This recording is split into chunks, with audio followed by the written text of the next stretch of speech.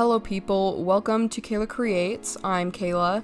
I was laying in bed late last night and wondering why the heck do I introduce myself when my name is literally in my channel title?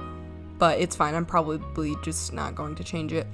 So today I've decided to do my video about everything you need to get started with digital art. I've actually had a lot of questions about this, so if you know me in real life and you come to me with questions about this kind of thing, I'm just gonna refer you to this video.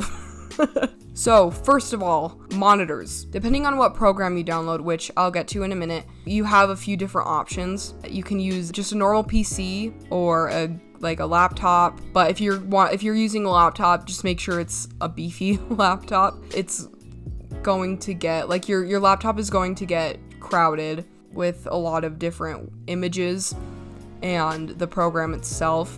So if you're using a PC or a laptop, just make sure it's got a lot of room and it can run okay. I've got an old laptop that just is absolutely awful and it is just so slow. So make sure that you've got a decent laptop, especially if you're downloading a beefier program. There are also a lot of programs for the iPad, and I don't know a ton about that. I just draw on my laptop. Procreate you can get on the iPad, and there's a few others that I don't know the specifics of, but that will work too. Second, tablets. So Wacom is the most common company for tablets and that kind of thing. There's a lot of different options when you get to Wacom. I think a very common one is a Cintiq, which is pretty much what people think of when they think of a drawing tablet. You draw on it's kind of like an iPad, but only for the program. You draw on it, it shows up on the tablet. I've got the Wacom Intuos, which is not like that. I'm going to insert a little video clip here. So this is my drawing tablet. It's a Wacom Intuos Art, and one of my favorite things about it is it has this handy little pen slot. I love that so much. So as you can see, it's got these little buttons right here for keyboard shortcuts on the tablet instead of the keyboard. And so if I take this and scribble right there and then hit this one, that's my undo button, and you can see I've got a new layer button. So whatever keyboard shortcuts you use most, you can just use your driver settings and program that to your liking. Well, is it gonna focus? So there's also these little buttons on your pen right here. I just use this top button.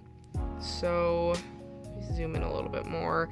So if you can see, I use this top button on the canvas, and it'll bring up my brush settings. But if I use it over here, then it'll bring up right click settings, which is something I use very frequently. So just make sure you program it to whatever you use most. So this tablet came with a free download of Corel Painter Essentials 5, and personally I just didn't like it very much. I think it was partially my laptop, which is why I recommended to make sure you get a good laptop, because that caused me so many issues. So definitely just make sure your laptop can handle that kind of thing. If it's not working out for you, get a new one. Just get a new program. The program really makes or breaks the art. So next you're going to want to pick a program. So yeah, Adobe is a common brand that a lot of artists use. There's Photoshop and Illustrate, but unless you've got a student discount, it's really, really expensive. So honestly, I don't necessarily recommend Adobe, especially because I figure most of you guys watching this will be beginners. So I just recommend a free drawing program. Then there's a lot of different programs out there. I personally use Fire Alpaca, which is free, and I love it a lot. It's really good. It's very simple, so it's a really good starting program.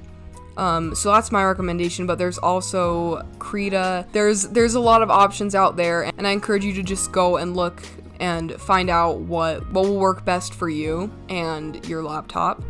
So let's talk about prices. So for tablets, first of all, I got my Intuos for about what was it? It was like $80, I think, around there, 80 to 100, which is pretty good. It's definitely a cheap tablet. It can still make really good art. So I'm going to be doing a video fairly soon, probably, about just like my digital art process, and that will go more in depth to the program itself. So I'm going to be doing that on Fire Alpaca. I will go over the basics of Fire Alpaca, my process, keyboard shortcuts I use, that kind of thing. So if you want to have my personal tips and opinions on that, then that will be coming out fairly soon, I hope.